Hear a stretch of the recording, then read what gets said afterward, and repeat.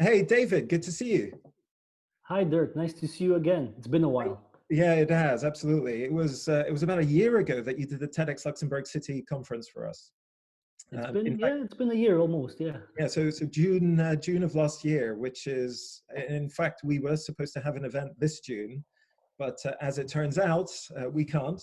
So we thought about just engaging people and doing some coffee with our former TEDx speakers. You have your coffee cup? Just behind me, just Oh, you behind have me. one. All right, very good.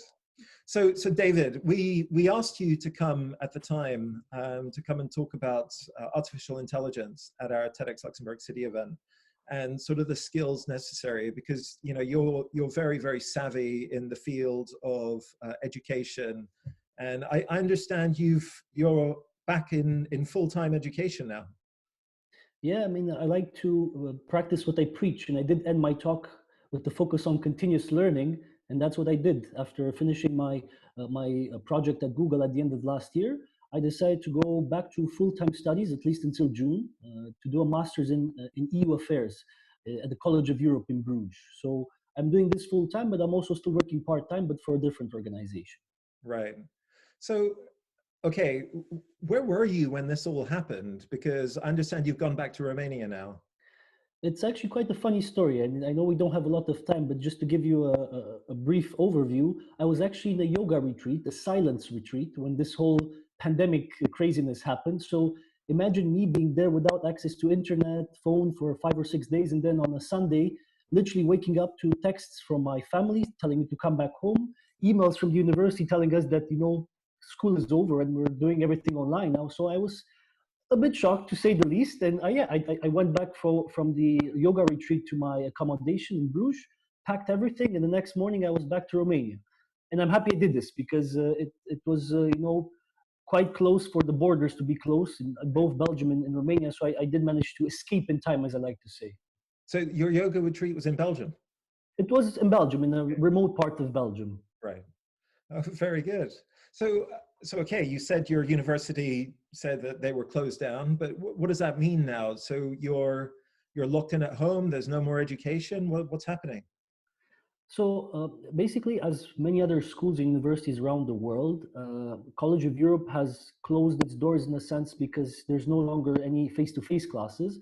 However, we're continuing to do everything as we basically planned by online via tools such as Zoom, Skype, and so on. So basically, school continues, including exams, which haven't been delayed or postponed, unfortunately for some of us, and everything's going to be conducted remotely. Right. And so what's the area you're focusing on? Because I know you did some interesting work, and you couldn't talk about it at the time, in terms of studying the European elections that were coming up and possible areas of fraud. I mean, the work you've been involved with is absolutely fascinating. We could talk for ages about it. But what have you decided to continue studying now? So after being in the private sector for a few years now, for Google and for other companies I worked for, I decided to take a sidestep to study public policy and EU affairs in particular at the College of Europe, which is famous for churning out the thousands of future public servants that work for the institution. So I went there because, especially after working in the EU elections project for Google, I realized how important it is to understand both sides of the aisle, to understand both sides of the debate when it comes to the impact of technology, not just on elections, but the future of our democracies. So now I'm studying all the institutions, the EU institutions in depth, and learning how they operate, how they run elections, how they get the lead candidates nominated, and so on, to again understand the other side of the debate. And so what are your findings? What are you drawing conclusions from? Because you're near the end then. You were talking about doing your exam soon.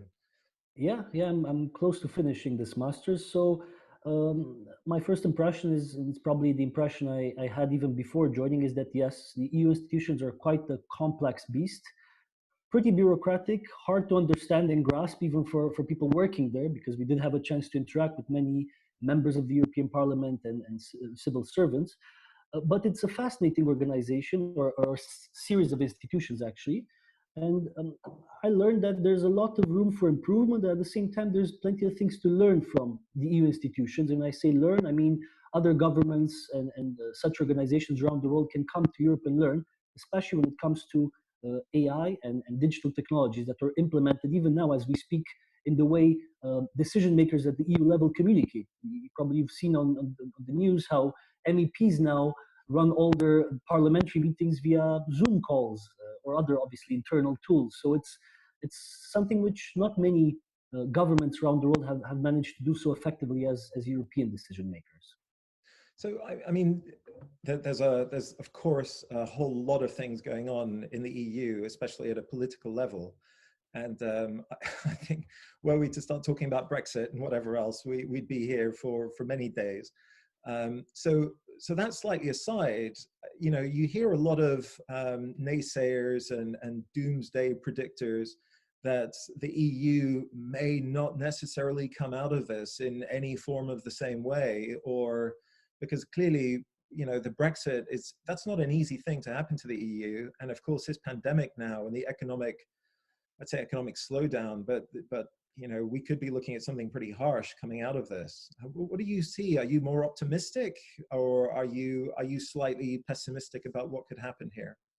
To quote a comic, I would say I miss the days of Brexit, in which that was the main news, not the current, much more deadly pandemic, and a pandemic which I think is going to have definitely a bigger impact bigger impact on the EU, if you can imagine, than Brexit. Even though we at the time thought that Brexit was probably the worst thing to happen to the EU, I would say that was probably actually a pretty good thing to happen for the rest of the member states who decided to stay in the union, because it did strengthen them. And with the pandemic, I think there's the same opportunity to come out stronger after, you know, together we come out of this crisis. However, I definitely think this has been and still is the toughest challenge that the EU has faced in its history, probably since it was founded. Because, yeah, I mean, there are countries which again have to, in a way, act in a sort of way that they acted only before the union was founded. You know, to close up their borders, to reinstate Schengen controls and so on. So I think we're taking, I think, a few steps back in a sense to obviously keep people healthy and keep you know, countries' economies functioning. But at the same time, I think the European Union as a whole has to really show that it can, you know, stick together. So I think it's going to be a test of trust. If the EU institutions you know, have enough trust between them, and also if citizens trust them enough, and also very importantly, if members of the EU are trustworthy enough to each other. Because we've seen again countries which are, and I don't want to give names, but we all saw the news how some countries who are suffering more than others are still kind of begging for more support, which the EU is still slow to provide, and some of its member states even maybe unwilling to provide. So it's a test, but I think I'm positive, and you probably know me by now, I'm positive in general about many things. I think we're going to come out stronger, but it's definitely going to be the toughest test the union has ever faced. Yeah, and so giving a little bit more of elaboration on what you're saying, I originally, when I approached you talking about AI, I kind of had the whole Elon Musk view about artificial intelligence, because I think everything Elon Musk does is absolutely amazing. I'm a bit of a fanboy, self-confessed. But so I came to you and we were having a discussion about AI, talking about my view that, you know, this is something that could end up really badly. And why on earth are people not, especially at government level, taking it more seriously? You were the first person to give me more of an optimistic view as to what could happen through AI.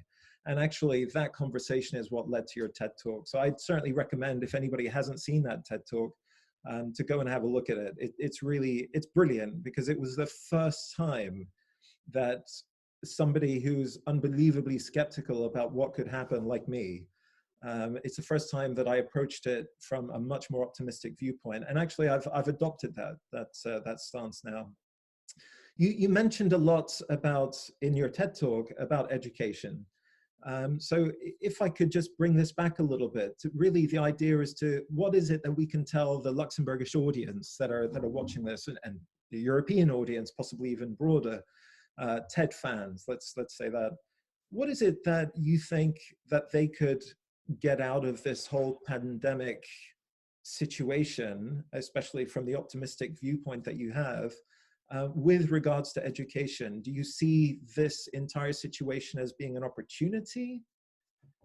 I think, if I may add also, both to work and education, I think this crisis is an opportunity, like any crisis. It's a chance to make something better out of ourselves in society. And if I refer to work, many companies are realizing that actually employees can remain productive even if they work remotely, even if they have to conduct meetings remotely. As a matter of fact, companies realize that actually meetings are maybe less relevant than before, especially long face-to-face meetings, and that a quick 15-20 minute call is more than enough sometimes. Also, we're getting more used to platforms like the one we're using now, Zoom, Skype, and Google Hangouts, and we realize again that despite not having a face-to-face connection, which is still key, I think, and most important, we can still function fairly productively as a society. And now when I go to education, again, these platforms allowed me to continue my studies and in the upcoming months to defend my thesis and take exams online. So it's still incredible how technology helps us, and not just to do our daily tasks for work or to take exams, but also to develop ourselves. Because my key message, again, as I ended my TED talk, my key message to Luxembourg and to Luxembourgish people is to never stop learning and use this time to learn, because it's a great time to take a step back, reflect on what skills you have, what skills you want to develop. And there's more and more online education platforms which present their offering, like Coursera, Udacity, Khan Academy, and so forth. And they actually present a great offering of courses nowadays that you can take online and develop yourself, basically. So I highly recommend people to take this time to learn a new skill or to develop an existing one. Yeah, and I was surprised. A lot of these are free. A lot of these courses that you can take are, I think there's one I was looking at the other day, the edX platform, that Harvard and a lot of the really big universities are offering free classes online to follow. Yeah, exactly. And I mean, as I said, some of them are actually extending their offering during this pandemic crisis to make more of their premium courses online free. I'm actually taking one from Yale University on Coursera, the platform, which is on the science of well-being. And it's a great opportunity for me to learn more about how to stay both safe and sane in these crazy times. So there's always something to learn for myself and for everybody else, I think. So it's a great time for learning now. Right. David, listen, I'd like to thank you very much. It seems that we might be having a bit of a problem with the video, but we can hear you perfectly. So you're slightly frozen, but that's okay. Listen, I don't know why. I'd like to thank you very much for giving us this opportunity and taking the time to give us a little bit of a behind the scenes of who David Timis is in this coffee with David. So I'd like to thank you again, and hopefully we'll have another chat soon. Thank you, Dirk.